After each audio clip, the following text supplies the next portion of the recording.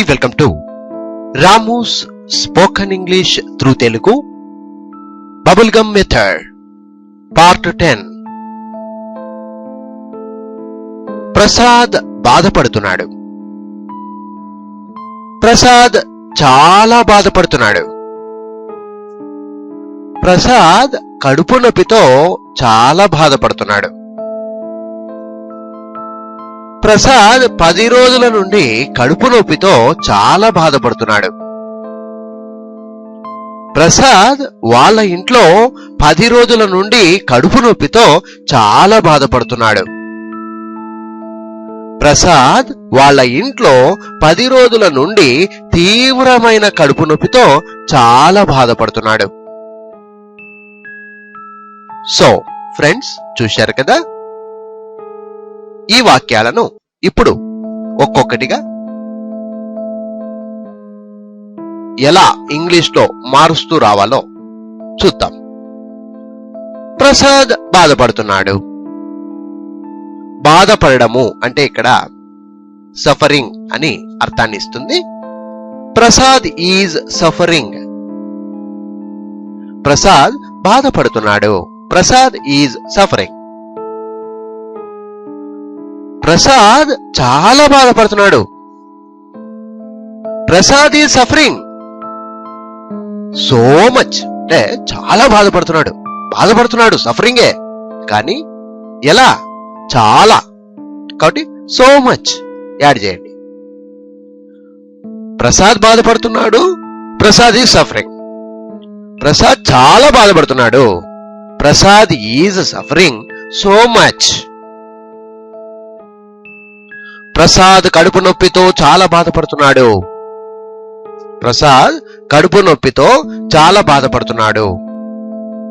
Prasad is suffering from stomach ఏక్.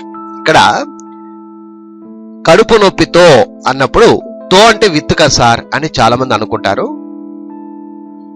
ఏదైనా మనం suffering గురించి మాట్లాడేటప్పుడు ప్రక్కన ఫ్రమ్ అని జోడించే మాట్లాడండి, విత్ వద్దు.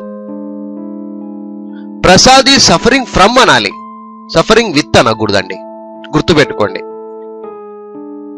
Prasad is suffering from stomach ache so much. Prasad కడుపు నొప్పితో చాలా బాధపడుతున్నాడు.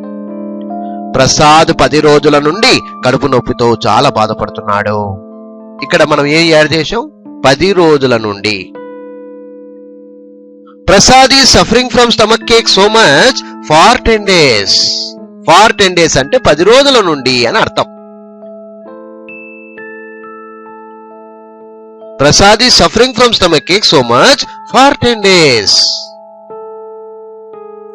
ప్రసాద్ వాళ్ళ ఇంట్లో 10 రోజుల నుండి కడుపు నొప్పితో చాలా బాధపడుతున్నాడు. Prasad is suffering from stomach ache so much for 10 days in his house. వాళ్ళ ఇంట్లో అనేది ఇక్కడ యాడ్ చేశామండి. ప్రసాద్ వాళ్ళ ఇంట్లో 10 రోజుల నుండి కడుపు నొప్పితో చాలా బాధపడుతున్నాడు. Prasad is suffering from stomach ache so much for 10 days in his house. Prasad వాళ్ళ ఇంట్లో 10 రోజుల నుండి తీవ్రమైన కడుపు నొప్పితో చాలా బాధపడుతున్నాడు. తీవ్రమైన కడుపు నొప్పితో. Prasad is suffering from severe stomach ache. English లో తీవ్రమైన అంటే సీవియర్ అని చెప్పాలి. Prasad is suffering from severe stomach ache so much for 10 days in his house. So ఈ విధంగా విద్యార్థులు అర్థం చేసుకోవాలి. మరొక్కసారి చూడండి. ప్రసాద్ బాధపడుతున్నాడు. Prasad is suffering. ప్రసాద్ చాలా బాధపడుతున్నాడు. Prasad is suffering so much. Prasad కడుపు నొప్పితో చాలా బాధపడుతున్నాడు. Prasad is suffering from stomach ache so much. Prasad 10 రోజుల నుండి కడుపు నొప్పితో చాలా బాధపడుతున్నాడు. Prasad is suffering from stomach ache so much for 10 days. Prasad వాళ్ళ ఇంట్లో 10 రోజుల నుండి కడుపు నొప్పితో చాలా బాధపడుతున్నాడు. Prasad is suffering from stomach ache so much for 10 days in his house. Prasad వాళ్ళ ఇంట్లో 10 రోజుల నుండి తీవ్రమైన కడుపు నొప్పితో చాలా బాధపడుతున్నాడు. Prasad is suffering from severe stomach ache so much for 10 days in his house. ఇలా ఈజీగా ఒక్కొక్క పదాన్ని మనం జోడిస్తూ ఎక్కువ చేస్తూ ఈ విధంగా మనం నేర్చుకోవడం వల్ల ఎప్పుడైనా పెద్ద పెద్ద వాక్యాలు మాట్లాడాలంటే మీకు అది పెద్ద కష్టమేమీ కనిపించదన్నమాట. సో మై డియర్ ఫ్రెండ్స్, ఇలాంటి వాక్యాలు మీరు కూడా సొంతంగా మాట్లాడడానికి ప్రయత్నించాలి. మీరే సొంతంగా క్రియేట్ చేసుకోండి.